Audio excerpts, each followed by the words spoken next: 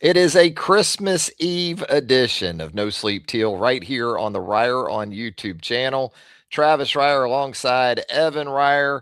Evan from the home studio here. I can see the stockings. They've been hung with care because you know who hangs the stockings around here. I don't see any playoff tickets, Jacksonville Jaguar playoff tickets in them as of yet, but I guess we still have a little time to go. Playoff tickets, Ev, before Christmas Day, where the Jacksonville Jaguars are concerned.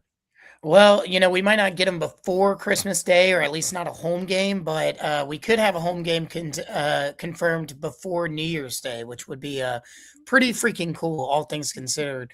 Um, yeah, I mean, what is there to say? Well, I can't think of a Christmas that going into it, I knew the Jaguars were going to be in the playoffs. Like, I mean, In the I think even tournament. that 2017 season, they hadn't necessarily locked up a playoff spot yet going into that. So, just tremendous. I mean, the vibes are the highest I've felt in quite some time. I mean, you go into Denver, you absolutely dismantle a very good Broncos team on the road in a loud environment.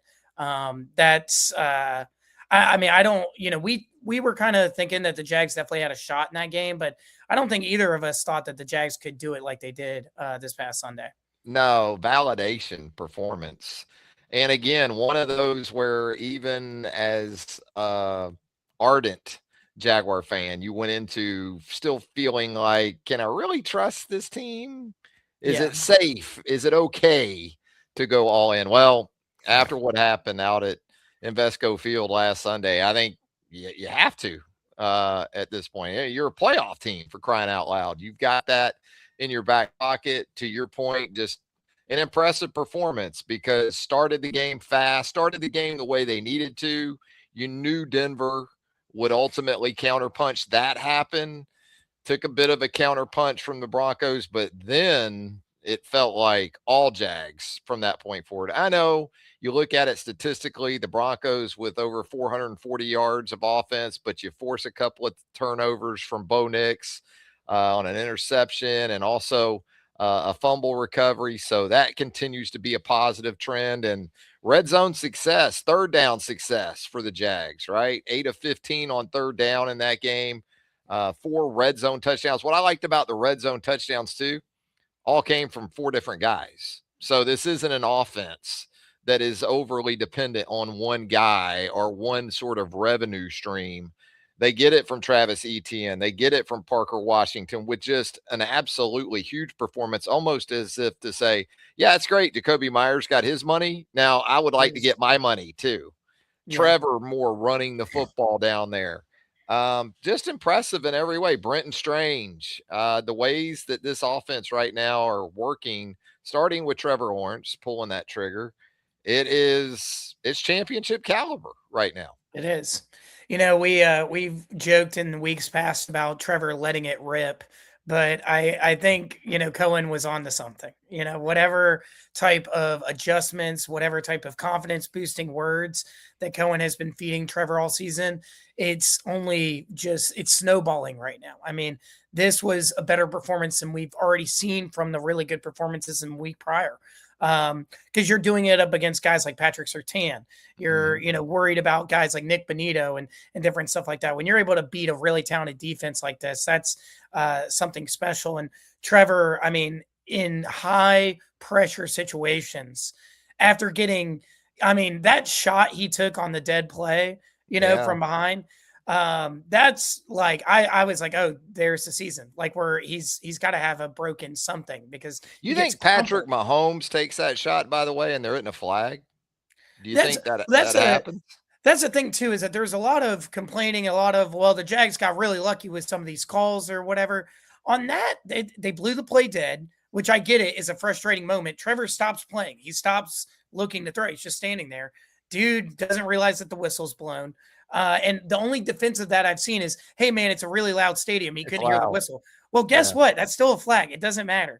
Like I Yeah. don't, I'm a little, I don't know. I don't know much about Broncos fans, but I've been seeing a lot of bitching, to be honest. A lot of just crying and different stuff like that. Because no, you sure, there might have been a call or two that, was in favor of the Jags, but at the end of the day, the Jags just handled them. And Trevor Lawrence did that with toughness and with precision. I mean, some of the throws that he made again, he is force feeding me crow right now after all the trash I had to talk. And, I know it's only been a four game stretch, but there's no reason to think that it's going to end right now, the way he's dealing. He seems so comfortable with, as you mentioned, Jacoby Myers, but also Parker Washington is just that was incredible. I mean, he basically turned one play into two plays with that like little shimmy move and then cut up field, made Riley Moss look stupid twice, not once but twice. And the Jaguars aren't running the ball especially well right now, but if Trevor can make the throws like this to lift up that end of the offense, and it's not a problem. Well, and I still think the presence of a run game, though, is helping the Jags throw it the way they are. And you're seeing Cohen and that offensive staff employ concepts that are continuously putting some of these opposing linebackers in total hell. Yeah. And they did it again. They'll do it with the backs. Travis Etienne with another touchdown reception in the win over the Broncos.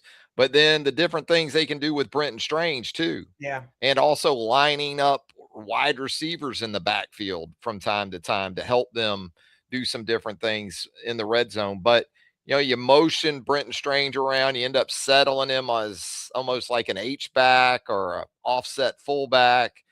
Then you work him through the A gap off play action and you get him matched up for an explosive play. I mean, it's just this sort of continuous run for Liam Cohen where we saw it against the Jets, especially where it just really puts linebackers in a tough spot. Yes, you would love to run the football more effectively. 81 rushing yards against the Broncos. My bigger concern for the Jaguars run game will have to do with third and short.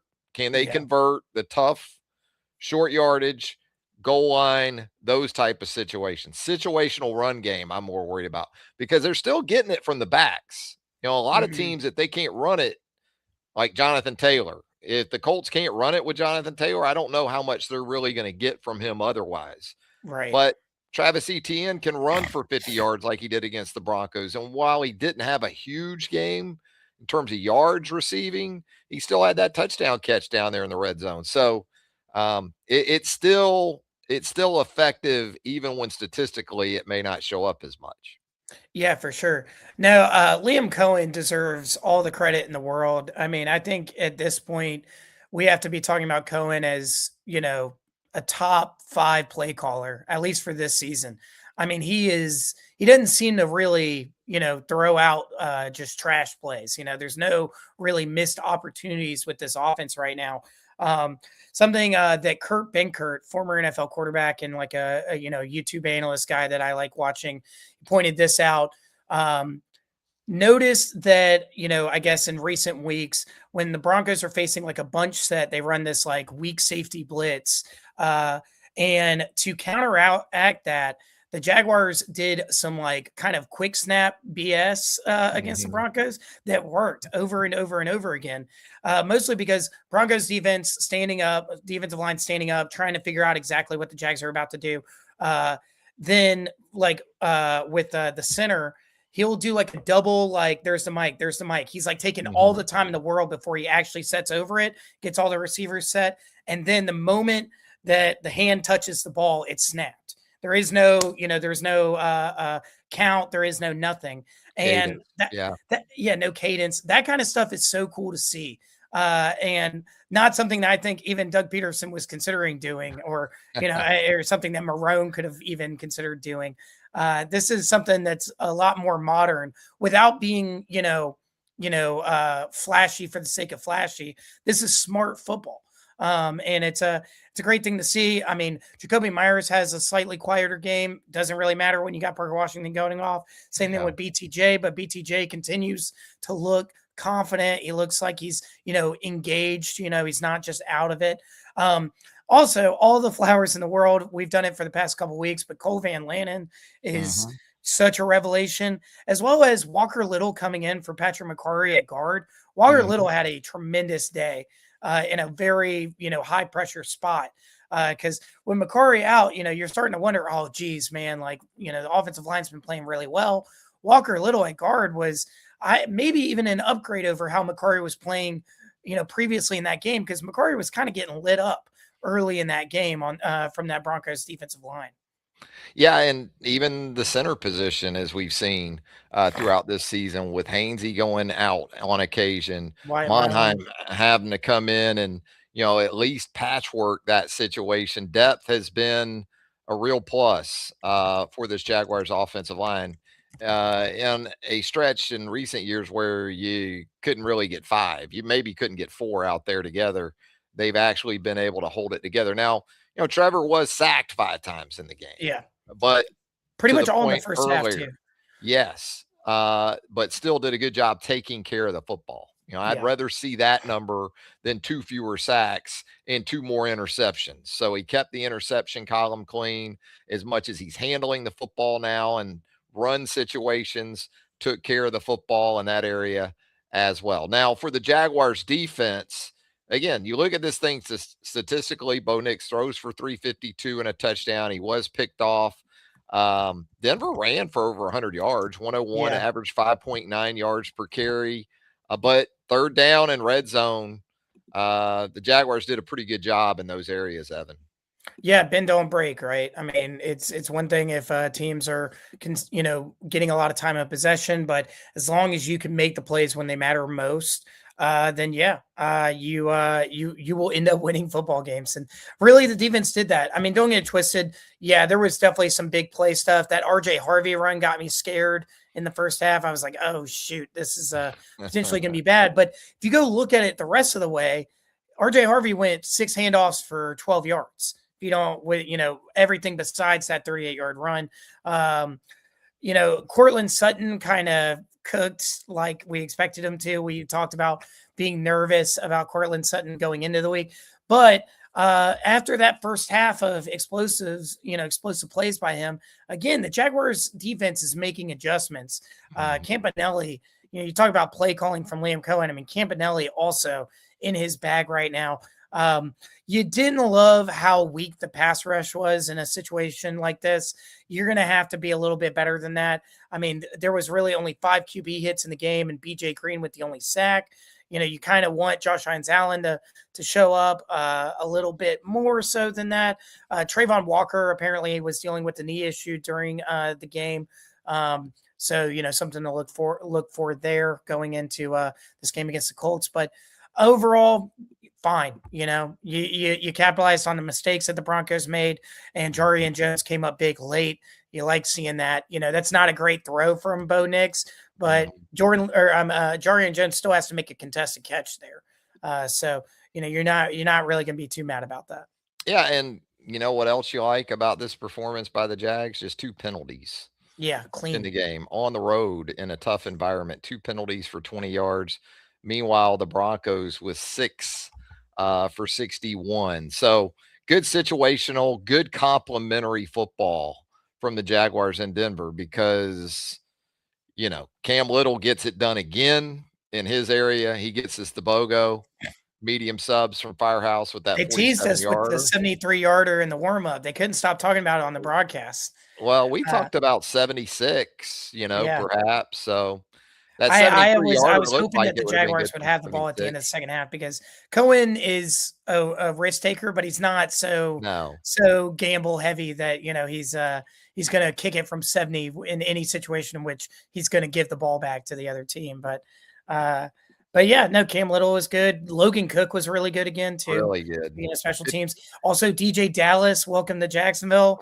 Nice little return. Very good return. As long as while they're trying to recover from some of those injuries to other guys like Bashal Tootin, different stuff like that, seeing the new guy come in and at least do something explosive, you're pretty encouraged by that. Special teams was good too. Yeah, Cook, 52-yard average, 4 of his 6 punts inside the Denver 20. But they won't give him the Pro Bowl. Will not. I just have to settle for Matisic, right? Yeah. As that Pro Bowl starter for the Jags. But It's on to Indianapolis, Yep. where apparently Philip Rivers awaits, even though he's now 0-2 as a starter for the Colts since coming back to the club. Loss at San Francisco. Excuse me, at home to San Francisco. It's not like he's been put in easy situations to Nope. come back after you've been out of the game for what, 5 years. You come back and you get Seattle on the road, and then you get the 49ers at home, and the Colts 0-2 in those games. I kind of wondered what the plan would be moving forward with him. But with the Colts still hanging on to some semblance of playoff hopes, it looks like it's going to be Philip Rivers week this week for the Jags. Yeah, the Colts have to win out, and the Texans have to lose out for Indy to have a chance of making the playoffs. So it'll come down to like strength of schedule tiebreaker there. But I mean, I get it. At the end of the day, it's like you signed this guy, you brought him back. Why not run him out there one more time? I've seen some Colts fans talking about how why don't we just get Riley Leonard some reps in case for next year. I mean, is Riley Leonard really your guy? Like, are you really thinking No, this is the guy not we're right gonna now. No. maybe not right now. So, yeah, it's a little bit scarier with Philip Rivers. And there's something about him that Jaguars fans are used to getting beat by him. We've had a couple big wins over him too, but there were some pretty bad years in those early Chargers years that he cooked, and he kind of was cooking against the 49ers. I mean, that first half that he had was impressive for 44 years old. Absolutely insane. To be dealing the way that he was. And the Jaguars aren't going to be able to really rest on their laurels going into this game at all. This is one where kind of similar to when they played the Colts with an injured Danny Dimes. It's still going to be, you got to focus on Jonathan Taylor. He's the guy you can't allow to get going. But those Colts weapons that they have, those receivers, between Alec Pierce, Michael Pittman, Tyler Warren, you really can't, forget about anything when it comes to that offense. So it's not going to be, a cakewalk. I don't think. I think this game is going to, present a challenge, but still one that the Jaguars that, with the level that they're playing at right now, it should be like a pretty sizable win. But I don't know. There's, this isn't one you get to sleepwalk through. No, it's never easy on the road, man, in the No. NFL. And it hasn't been historically easy for the Jags up there. Yeah. And it has been at times easy for Jonathan Taylor against the Jags Yeah. up there. It kind of flips, doesn't it? Yeah. Between the Colts when they come down here and the Jags when the Jags go up there. You're thinking about maybe getting this running game going a little bit. Christian McCaffrey with a big game for the 49ers. Short week for the Colts they're coming off of. After Monday Night Football, McCaffrey went for $117 on the ground.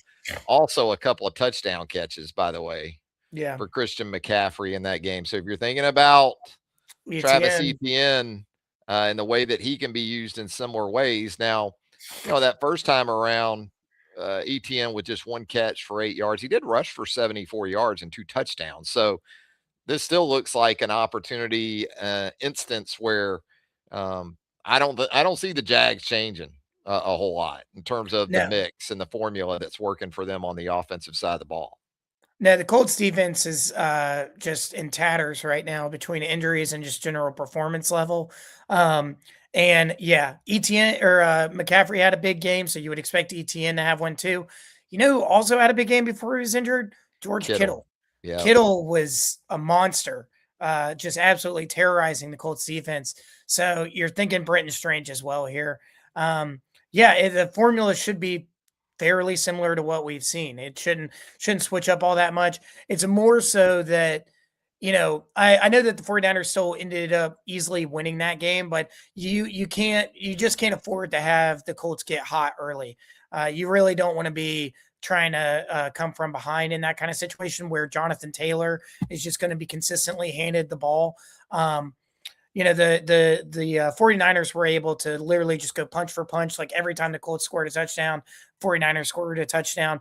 Jags are going to need to do something similar if for some reason the defense gets off to a slow start, because you're not really going to be able to sack Philip Rivers. He doesn't He doesn't give you the I was going to ask opportunity you to. that. I was going to ask you that. You see him back there at 44 years You're old. like, oh, we're gonna Go murder get him. him. Yeah, But, this is a he dude that pre-snap and ability to process and figure out where you're coming from. That will be fascinating to watch in terms of the yeah. Jags approach to him. They pretty much no team has been able to consistently get to Philip Rivers this season since he's returned, and it's because more so than ever he understands that I'm a one read guy. I'm throwing the ball 10 yards and I'm throwing it maybe within a second and a half of it being snapped to me. He is not going to extend, right? He's not extending plays. He's not going to be trying to let things develop. No. Steichen's not going to try and call stuff that is forces Rivers to hold the ball for 2.5, 3 seconds. It's going to be dealt very fast. So in that situation, it's more going to come down to playing patient, and trying to wait for Rivers to make that mistake. Either missing a guy or receiver just not getting off his corner very well. Because if you look at both that game against the Seahawks and against the 49ers this past week, Rivers threw picks late. They Yeah. were in those games or potentially in those games. But both times Rivers having to force a throw downfield, unable to do it, throws a pick, game over. So that's kind of the thing that the Jaguars defense is going to have to do is they're going to have to be patient. You can't just get wrapped up trying in, kind of an arbitrary effort to sack Rivers when it's going to be difficult. You need to make sure that Jonathan Taylor is kept to 3 to 3.5 rushing yards per carry. And then also, you got to tackle. This is where I'm thinking, tackling needs to be at its absolute best because, if Michael Pittman or Alec Pierce or Josh Downs break a tackle, they are explosive guys. They will go for 40, 50 yards. Yeah, Rivers threw the pick late against the Niners. Pick six. D. Winters, the linebacker for San Francisco, got him and returned it 74 yards for a touchdown. And again, sort of to your point, it was something that Winters had seen earlier in the game. Yeah. And when the opportunity presented itself later, and the Colts, as much as anything, down 14, having to throw it on every down. Yeah. I mean, that I don't care if it's a Hall of Famer back there, whoever, that's typically a good spot for an opposing defense.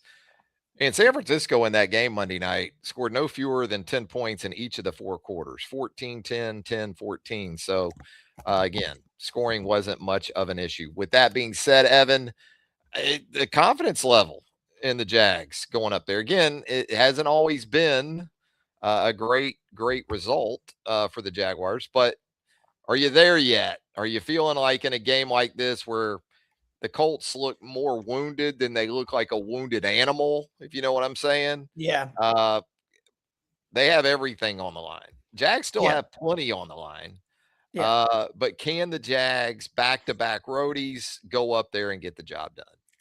Absolutely. I think this is like a 10-point win for the Jags, kind of similar to what we saw last week.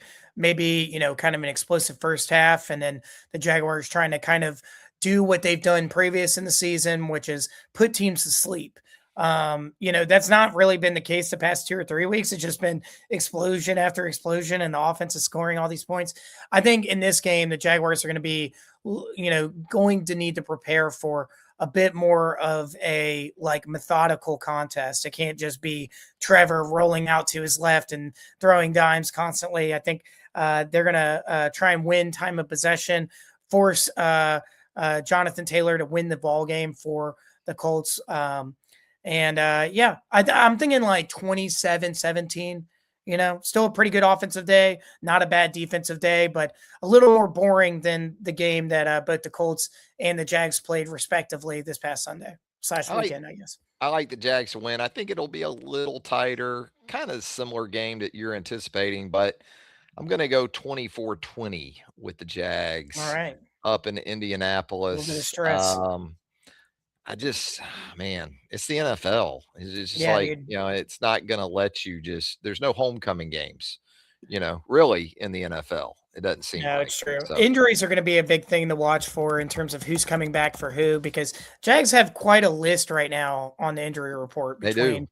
Robert Hainsey, Patrick McCarry, Trayvon Walker, Jordan Lewis, Monteric Brown, Bayshell Tootin. Like, these are all guys that are either limited practice or did not practice today. So, Greg Newsome as well, who is, starting to take a little bit of an upturn. So yeah, there's guys that, if they end up missing quite a few dudes, it could be a little dicey in terms of just, total amount of bodies that you can run out there with some confidence. And the Colts have that same issue too. I mean, their offensive line is beat to crap. Yeah. I mean, they are missing guys right now. So it's going to be interesting to see. Yep, we'll see as it gets ready to unfold up there in Indianapolis on Sunday. That is a 1 p.m. Eastern kick. Jags looking for some AFC seeding. Evan, look forward to that. Look forward to talking about it next week with you right here on No Sleep Till. Anything else, Eb, before we get out of here? Nothing. Just the most excited I could be. I can't stop watching Christmas Jaguars early. content. Can't stop watching stuff. Like, I mean, I'm as addicted to the Jaguars as I've been in probably my whole life. So it's fun. Well, that's still it hadn't always been the most healthy addiction, but No, it's bad for me. It is all bad for me. things considered, we'll take Yeah. that. We'll take that. So with that, for Evan Reier, I'm Travis Reier, hoping you have a super holiday. Merry Christmas to those of you out there who celebrate. Absolutely. Otherwise, safe travels. Enjoy yourself. Enjoy each other. Enjoy Jaguar football coming up on Sunday up in Indianapolis. So for Ev, I'm Trav. Until next time, so long, everybody.